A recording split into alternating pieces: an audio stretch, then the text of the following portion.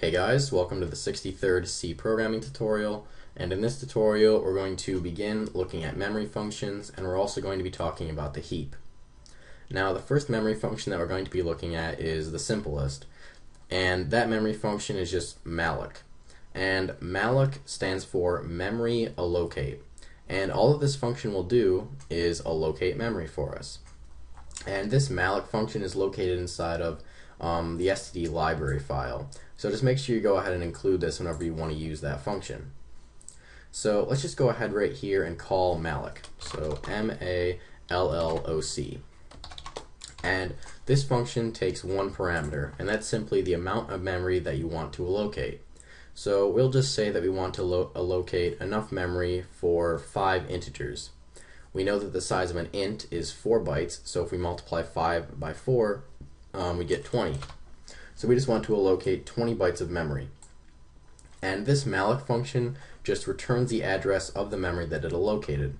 So we'll just go ahead and store that address inside of an integer pointer, since we want to be storing integers inside of this allocated memory.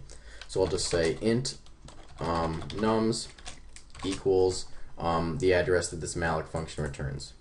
Alright, so you're probably wondering where this memory is allocated. Well, it's not allocated on the stack, which is what we talked about last time. It's actually allocated on a different part of memory called the heap.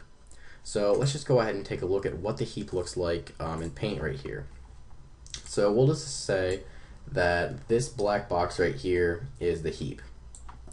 Well, when we call this Malloc function right here, all that it's going to do is find 20 consecutive bytes on the heap that aren't being used. So let's just say that those 20 consecutive non-used bytes are right here. All it's going to do is mark these 20 bytes as being used so that they can't be used by anything else, and then it's just going to return the address of this allocated memory to us. Alright, so the address of this allocated memory is now stored in this integer pointer called nums, and it's as simple as that. That's all that the heap does. So now that we've allocated this memory, let's just fill it with 5 numbers. So we'll just say for int I equals 0 while I is less than 5, and then we'll just increment I right there.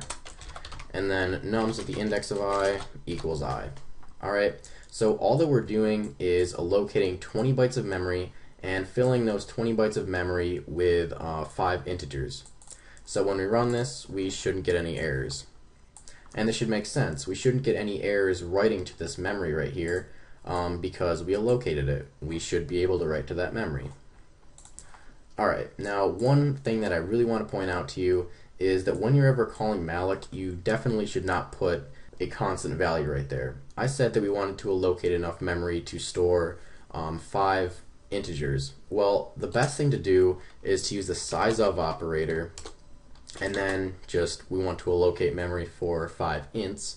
So I'll just pass through int right here and then multiply it by the amount of integers that I want to allocate memory for, and I said 5.